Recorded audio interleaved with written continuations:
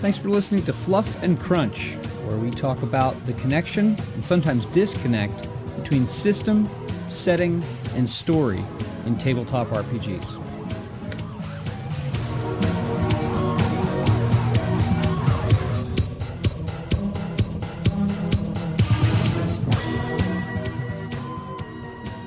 I'm recording. Yes, I'm recording now.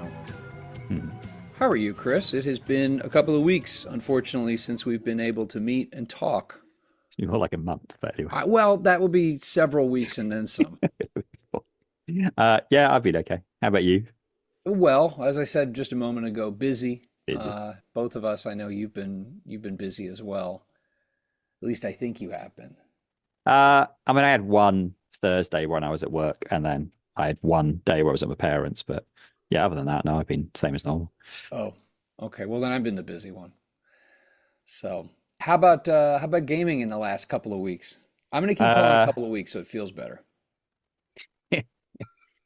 I mean, the only role playing I've done is another session of I can't what it's called, Critical Foundation with Mika and Annie, which was funny because then we played it. Annie was like, "I don't want to. It'll take too long." And it was really quick. She was like, "Oh, is that it?" It's like you literally said you didn't want it to be too long, and it's not too long. That's why we play it. But yeah, Brian and Scott, we've been playing Warhammer 40,000 and Kill Team stuff. So we've been playing miniatures, having gone to Warhammer World. Yeah, That's all we've yeah. been doing. So we are not doing any role playing, and I don't see it popping up anytime soon. This It's rate all of right. I mean, annual Christmas game. I'm not this way. I can see like we'd want to play like the Warhammer 40K role playing game, but I'm not sure how I can do a Christmas version of that. yeah. Santa and But giant shoulder pauldrons. I mean, yeah, I might be able to leave that. I mean, it's actually easy question on Reddit would be, does Christmas still exist in 40K? And Oh my someone would be like, gosh, you want yeah, to and I'd be start a like, right, stupid cool. argument on Reddit? Go for it. Well, yeah, but some Actually, at you least know I'll have what? an answer. On my end, Traveler has been going well. It's been going very well, actually. Is this People are, proper Traveler, not Traveler with a different system? no, this is proper. This is Mongoose Second Edition 2022 update, the most updated version of the Traveler rules from Mongoose. Um, and set now with the backdrop of the Fifth Frontier War, which I just dropped on them last session.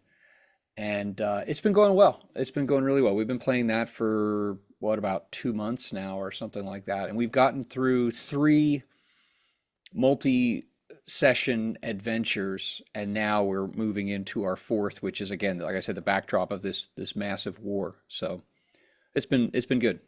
It's been nice. The reading for the prep has been enjoyable as well. So then let us go then to our topic for today, which is related in part to what I'm going to do in about a week and a half, which is attend I, and run a few I games thought it was at an. related in part to what's happening the day we're recording Oh this. goodness, and that too. It was, yes, yes. We are recording this on Election Day, 5 November 2024 in the United States. And so I was thinking about politics, and I was thinking about the intrusion of politics and current socio-political vogues into and fads into gaming. And then I thought about, you mentioned session zeros, and we talked about X cards and all that stuff. Stop that. Aren't you supposed to like do like this or something? Isn't there supposed to? Anyway, I don't know. I always skip those pages in the books because it's I not do an issue too. for me. I do too. I mean, like, So let's talk about this. Let's talk because I think there's something to be said here, and it's something that is definitely for older gamers. I think for some people it's a relief, and for some people it's an eye roll. But I think it's probably somewhere in between, depending on the situation. So we're going to frame this as the purpose of a session zero and potentially what goes into it, depending on the context of the game that is going to come out of that session zero. So I personally, I think a session zero is useful when you as a GM are going to launch a new campaign or maybe like a longer story arc, something where the players are going to want to build characters that they're invested in and connected to and have had a hand in.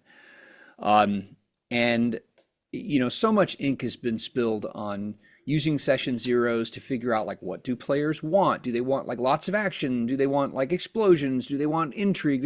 And I think that the session zero serves that purpose as well as character generation that fits the players' interests and enables everyone to get more or less on the same page as to the broad brushstrokes of the campaign to come. And so I think from that standpoint, a session zero is important. And we talked about this a little bit, and Traveler does a wonderful job, and not intentionally, of queuing up a session zero through the character creation process, which they suggest you do together as a group, because you can establish so many of those priorities and interests, and in some cases red lines. Like, I have one player who is not interested in playing like super military stuff. Like if everything is war and fighting and like military stuff, that just really doesn't interest her. I'm like, okay, that's fine. You're a great player. I wouldn't want to lose her, so we won't do that.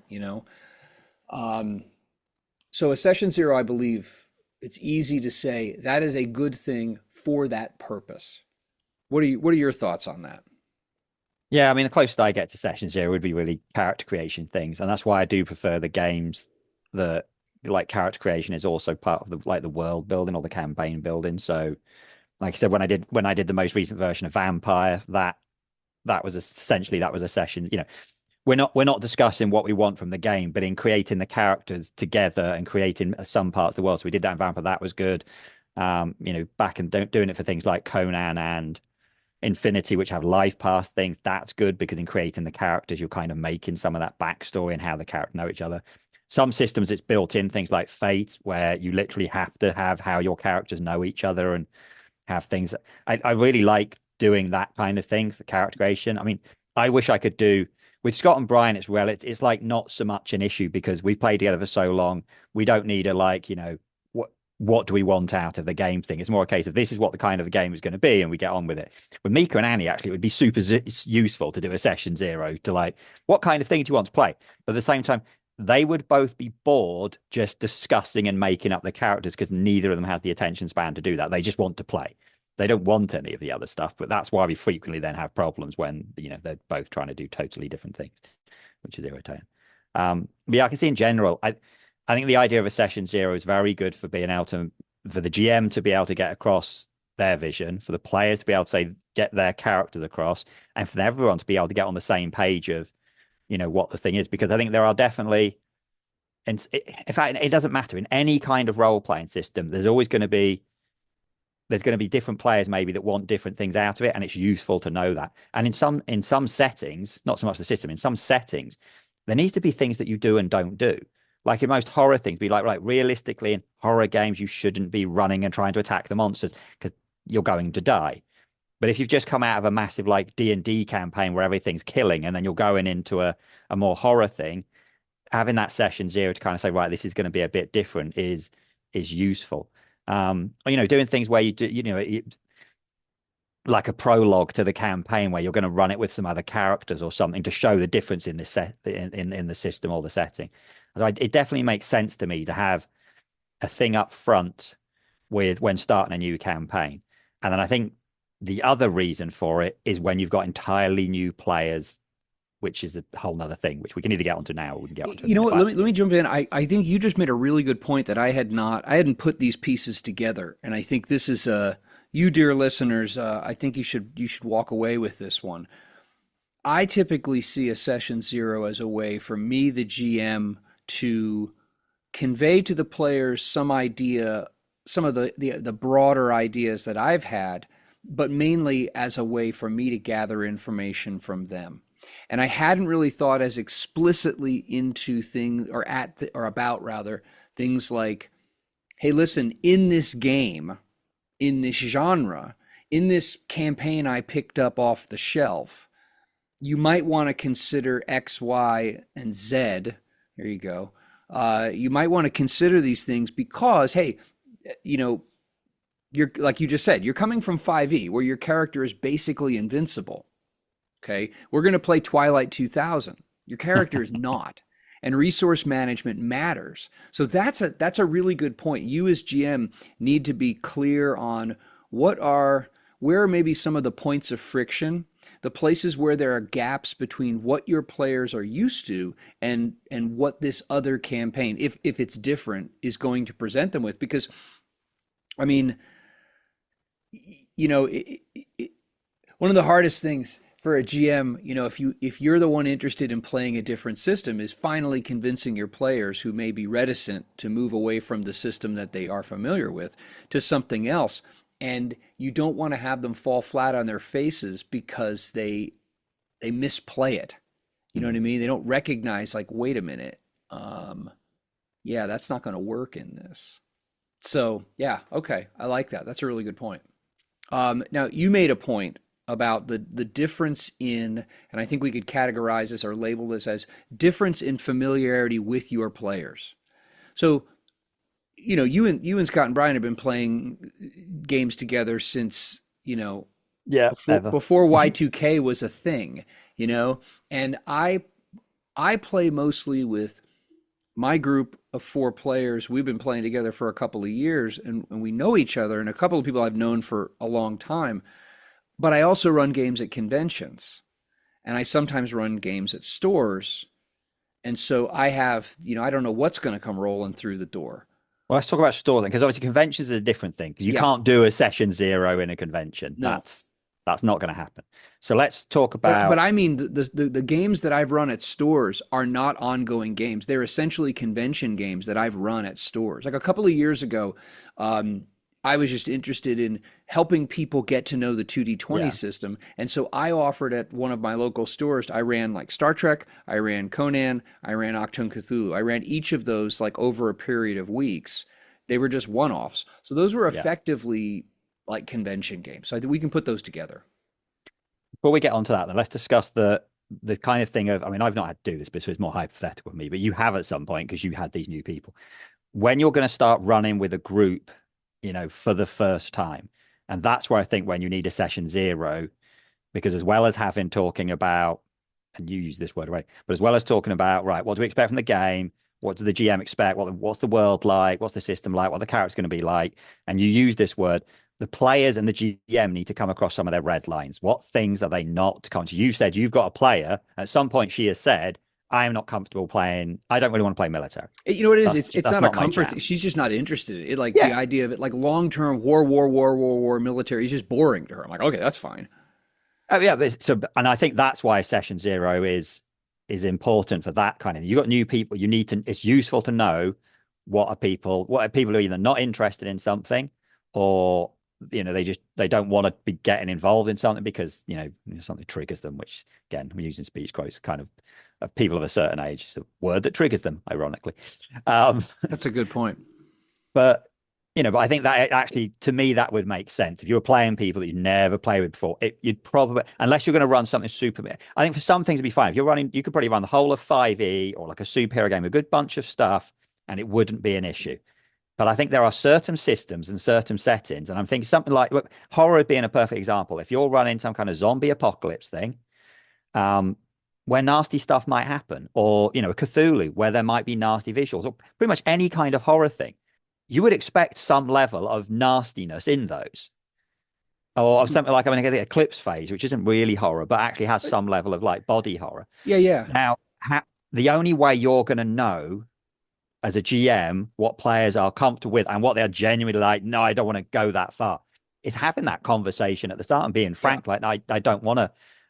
But it could be something even more, it's more simple. Some players might not want to have any kind of romance. They might just want to be, I know I just want to do the fighting and the adventure, and I don't want to have my character hooking yeah. up with. So I don't. That doesn't interest me. I have no interest in romance.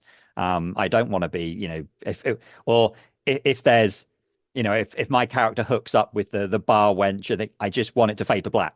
I don't, Yeah, there yeah. might be other players who Yeah. want the gritty detail, but the only way you're going to know that is having that conversation.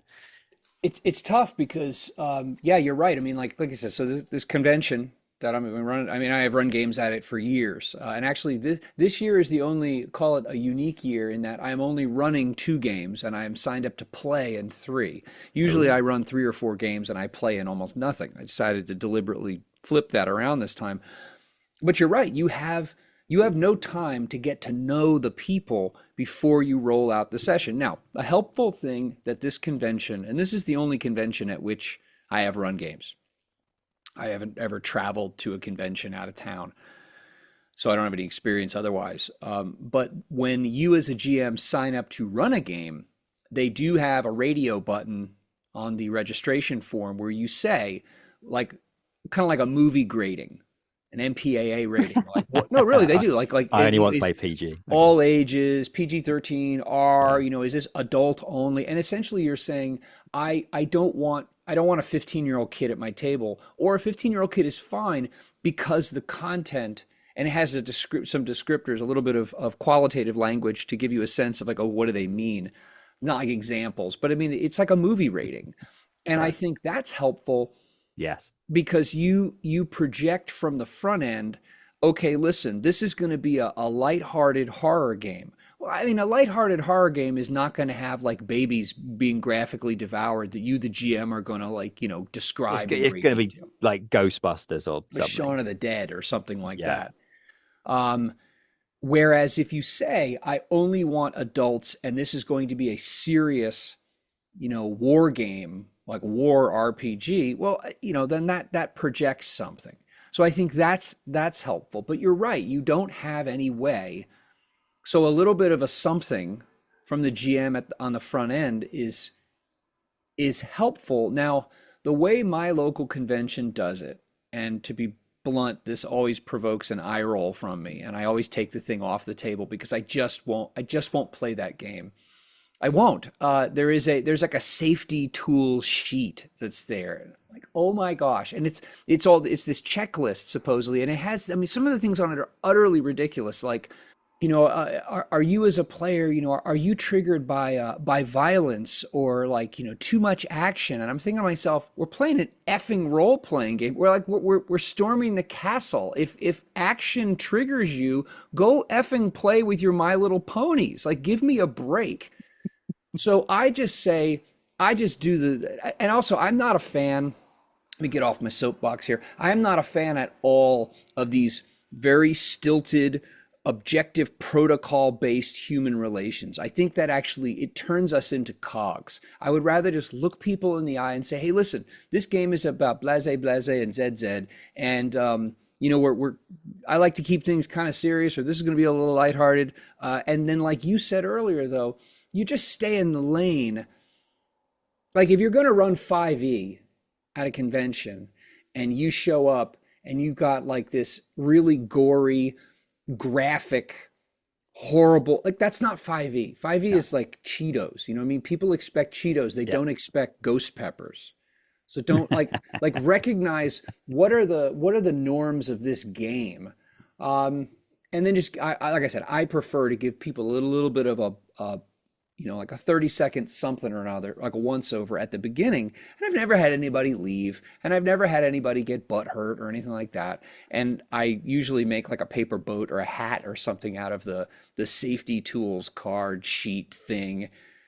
Oh, I can see it. I can see the theory or the theory, need yes. of like an X card thing at a convention. But the reality to me is if you are in a game where someone needs to use the X card, either the DM is a proper deviant and has put something in there that they shouldn't have, or one of the players is a massive snowflake. That would genuinely, because that would be my reality. If you are putting in something that someone is so triggered by, it's probably something that shouldn't be there Yeah. because it's a convention. The whole thing of that Yeah. is that you don't know the people. Yeah. So, like you said, stay in your lane. Do something sensible. If you're playing 5e, then and I mean, I swear with that rating system, it seems like a really good idea. Right, I'm running a 5e game.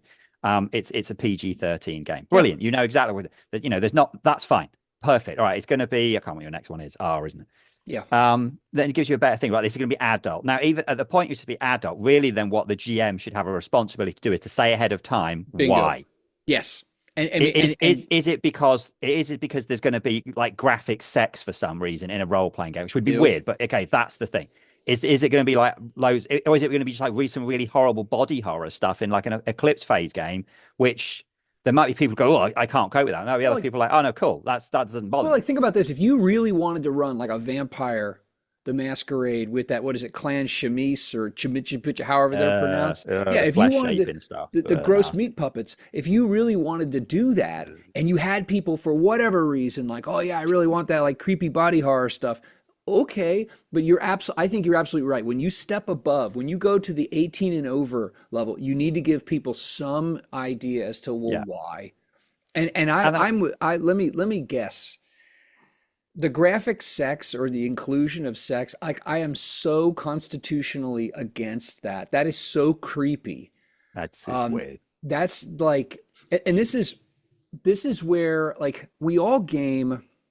I think everyone who plays these games, there is a degree of escapism from reality that we enjoy in this. There are things that we could say, do, or experience in our minds that we can't in our real life.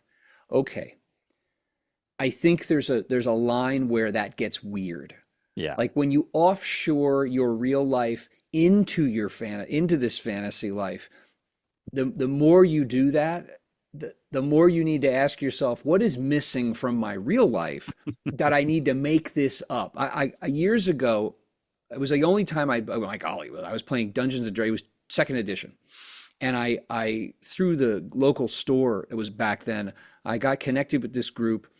And so I played a couple of sessions and it was whatever. I mean, and the sad thing was this whole group, they were nice people. And then these were your stereotypical don't have a real life gamers where the success and the feeling of accomplishment was entirely fictional because it was all in their fictional world because all of them were kind of sad underachievers.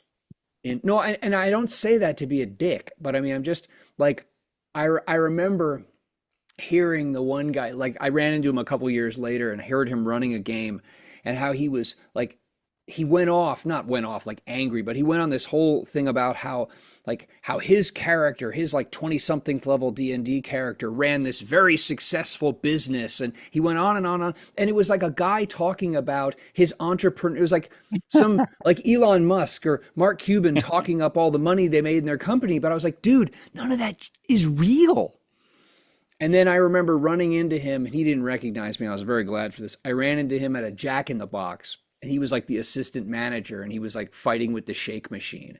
And it was like, no, look, no honest work is beneath someone, but it was just like, it was really tragic. Like, here's this guy going on about his like highly successful, like he's a, shipping magnate in his port, his seaside city and owns all these ships. And in real life, the guy's trying to make the effing machine, shake machine work at 10 o'clock on a Friday night for a bunch of drunk college students.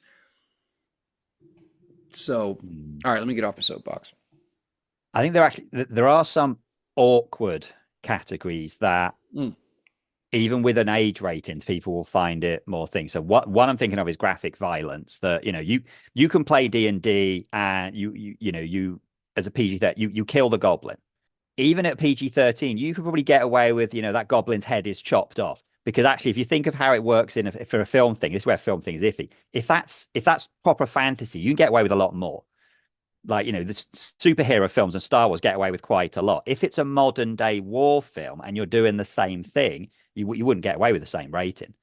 And actually, then so how much description are you going to allow? So it's very difficult because to someone will be like, oh, someone getting that because you can literally, all right, you attack the goblin, I cut the goblin's head off, done.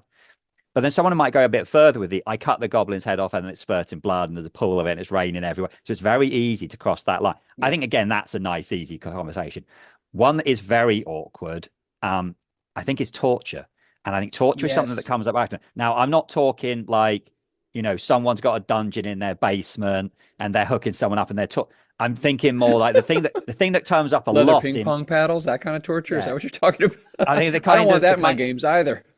The kind of thing that will just turn up naturally in a role-playing game because there's a guy and you capture the guy and you need information. Right. So the initial thing where you try persuasion, you try to do it, you do an intimidation check. Now there's always going to be that one player that says, right, no, because you could easily just push it a bit too far. Yeah. It's going to go beyond, there's the comical, we're going to hang the guy out of the windows Batman style. Sure.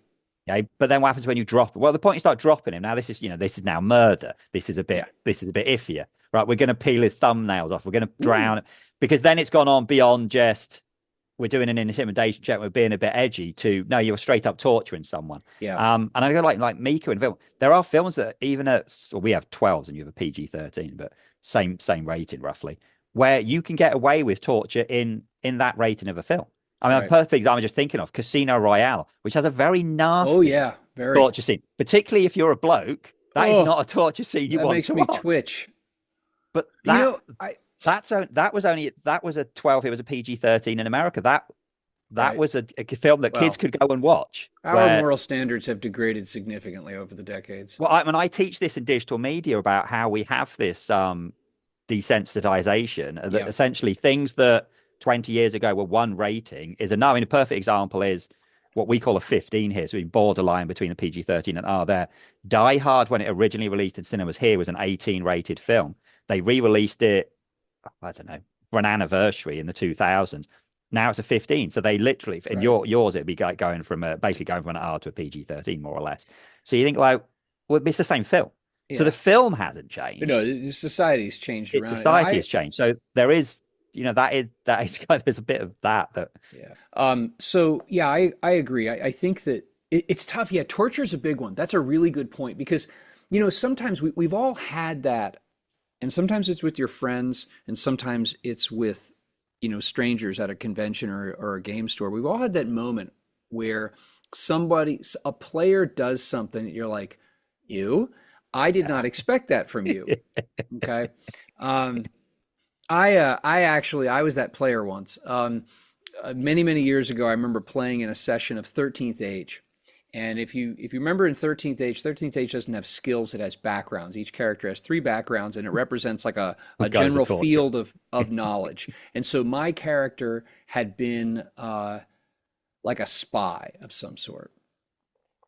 And I remember, yeah, and I was just like, F it, we're just having fun here.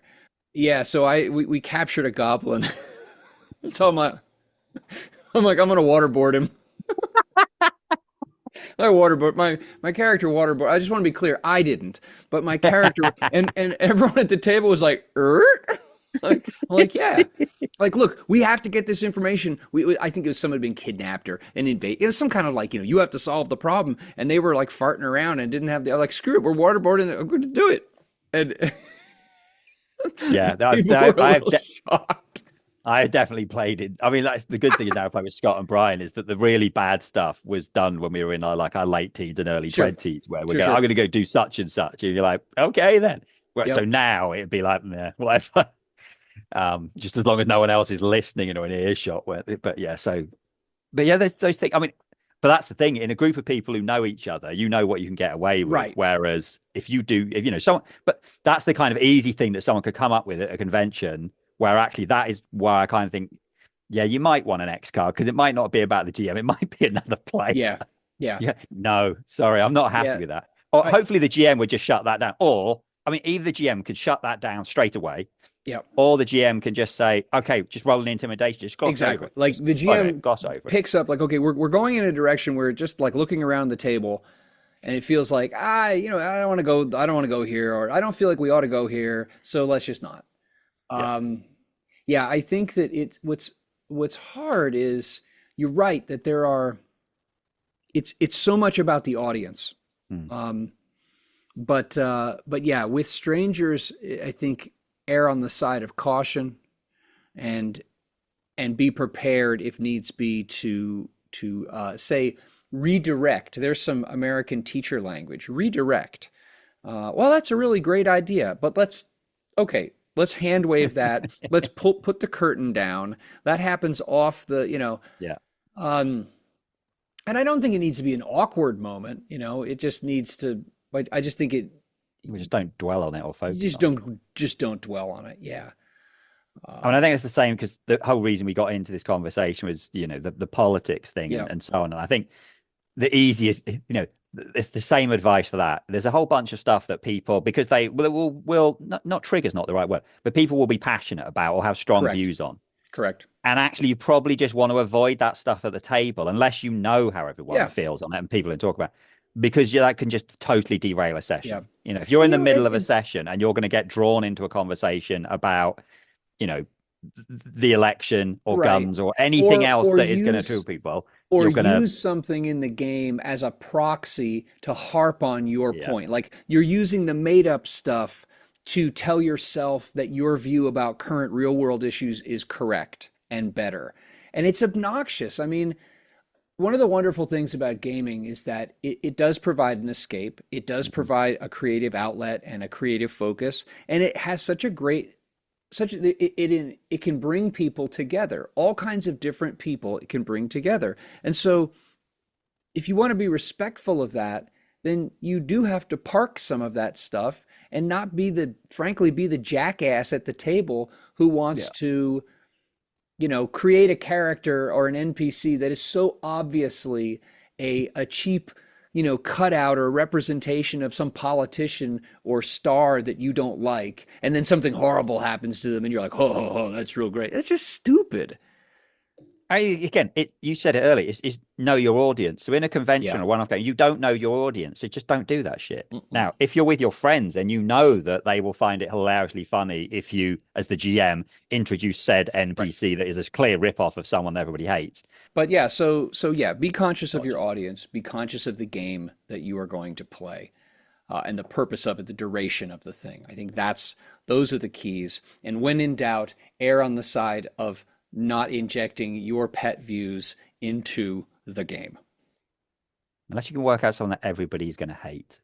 That's Putin. fine then. That'll be fine actually. It's funny actually. Many years ago, a friend of mine ran like a short arc where he used third edition. This dates us. Third edition's rules to run like a modern kind of like commando zombie sort of game, and he injected some real world politicians. And so, so he basically they were used as like lampoons and fools in this, and it was ridiculous, and we all knew it was ridiculous.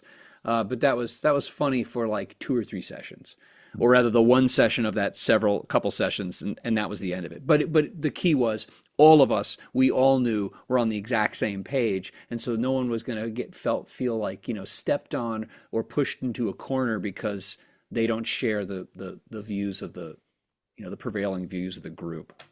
But it would have gotten old anyway. Yes.